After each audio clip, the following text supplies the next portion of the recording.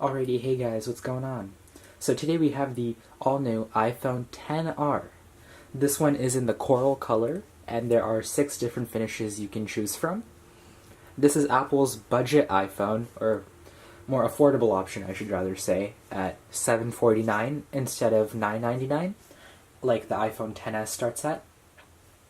This is an LCD display, which Apple calls Liquid Retina, instead of the OLED display that the iPhone XS uses. So this cuts costs down and reduces the phone's overall price. Another cost-cutting measure was omitting the dual camera that is found on the iPhone XS. This one only has a single camera but can still do portrait mode. So let's go ahead and see what you get. Since this is the coral model, you have a color-matching wallpaper. You have a shiny iPhone branding in the coral finish as well. Apple logo, iPhone, another Apple logo. This one is the 64GB variant. Apple gives us a little pull tab right here.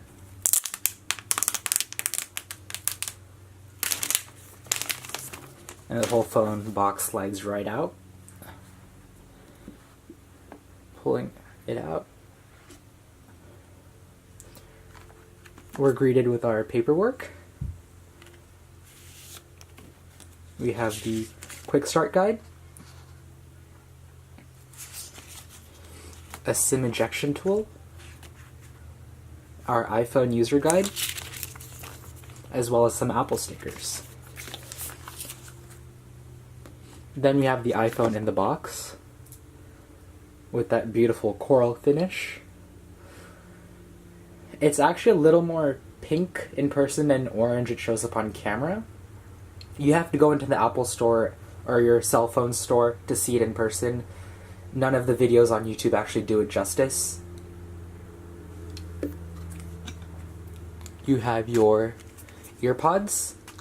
No headphone jack adapter on the back, as you found in earlier models. You have the 5-watt power brick, as well as your USB to Lightning cable. You have the anodized aluminum sides of the device, the glass back that supports Qi standard wireless charging.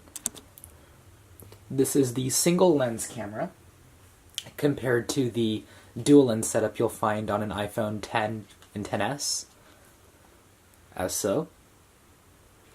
And the flash is separated into the glass, whereas on the iPhone XS and X, it's a part of the camera assembly. Let's go ahead and power it on for the first time.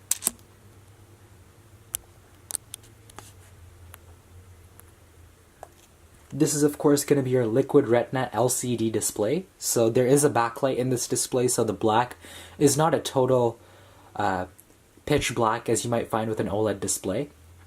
But it's very nice. I can barely even tell the backlight is on. Apple has done some brilliant engineering to make this look just like an OLED.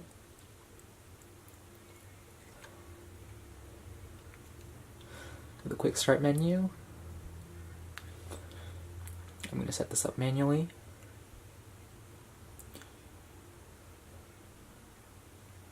I'm going to connect it to my Wi-Fi network. Once connected to Wi-Fi, it will activate the device. But you need to insert a SIM card into the device, but I bought this as a Verizon model from the Apple Store, so it came with a SIM card already pre-installed. We have some information about data and privacy. And we're going to continue. We're going to set up later.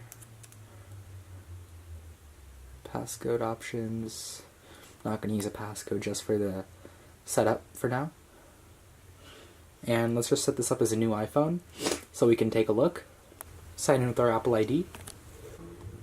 We're going to go ahead and agree to the terms and conditions.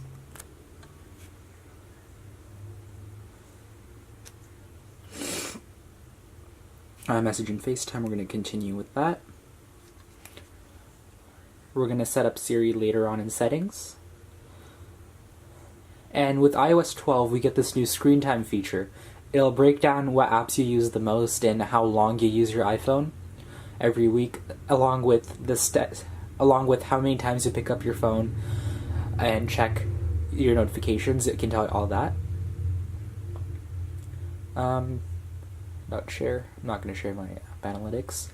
Of course, we have the same True Tone display we've had for a year now, starting with the iPhone 8 and 10. Standard view is good enough for me, but you can also have the zoomed in view, which just makes text a bit bigger and the app icons a bit larger to see.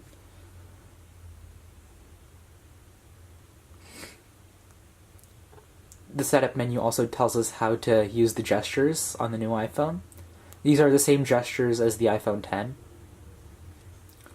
To switch between recent apps, you can slide on the home bar.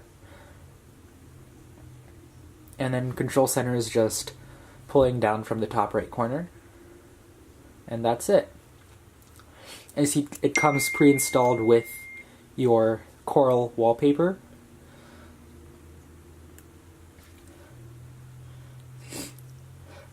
You can also choose from all the other wallpapers. This one is the white wallpaper.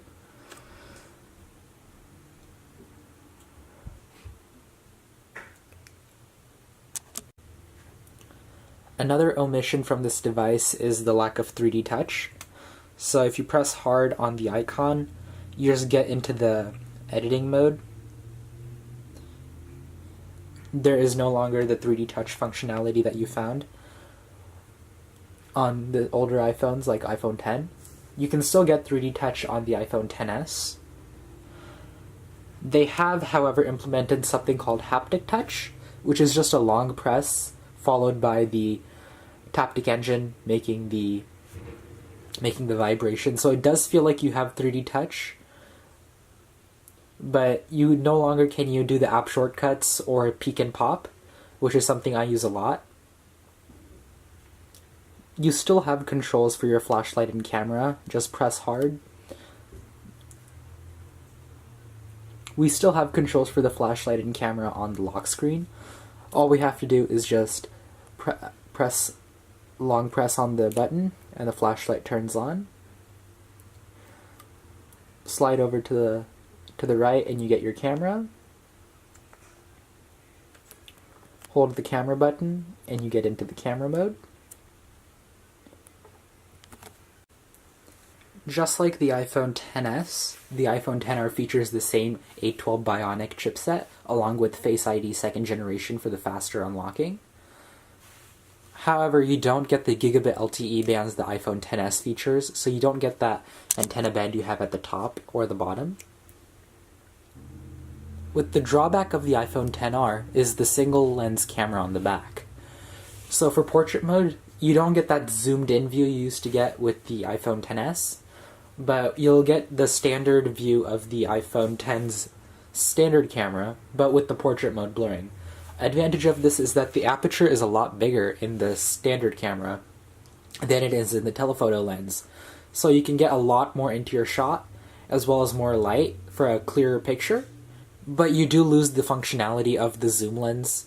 So you have no optical zoom, so the quality of the photo does worsen. So taking a look around the device, if you look at the bottom, the lightning port is not perfectly centered lengthwise, so it's actually just a little bit down. It's not exactly centered between these two screws, height-wise. Anyways, you have the anodized aluminum sides I was talking about, unlike the stainless steel ones you'd get with the iPhone X. So these are your volume buttons. These are the volume buttons. Nothing on the top. This is your sleep-wake button, as well as the Siri button. And your SIM card tray is all the way down compared to the iPhone X. If you look carefully, you can see the SIM card tray is right here, but the SIM card tray is all the way down here. And another interesting thing to note is that when you pop out the SIM card, the SIM card is actually installed upside down, not the other way around. So just a little small thing to note. Something else I'd like to point out is that the bezels on the iPhone XR are ever so slightly thicker than the iPhone XS. XS and 10's bezels.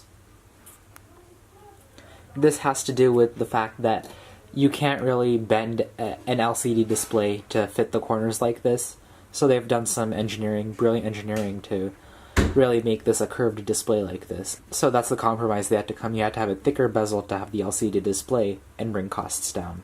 With the OLED display, you're able to bend the display into the shape you want, and the bezels are very small and minimal on the OLED iPhone.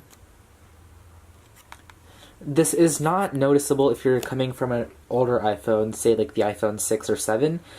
6, 7, or 8, you can't really notice that, but if you come from an iPhone 10, it's definitely noticeable. So other than that, that's pretty much all there is to the new iPhone XR. If you like this video, please give it a thumbs up, consider subscribing to my channel, and I'll see you guys in the next one. Take care.